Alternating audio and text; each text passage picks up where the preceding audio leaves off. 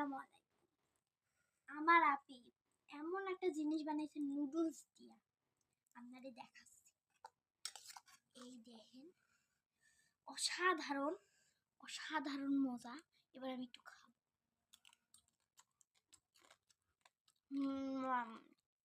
স্বাদটা সেই। ভাবিরে তো আমি দেবো না, ভাবির একটু মানে, ভাবি তো ভালো, আমার ওই লাইভ দেখা করে, লাইক কমেন্ট করে, তাই একটু ডাক দিয়ে ওরা খাওয়াই। ভাবি ভাবি শোনেন। হ্যাঁ হ্যাঁ বলেন, কি হয়েছে? কি ভাবি আপনি আমার সাইডে পেয়েছেন? দেখ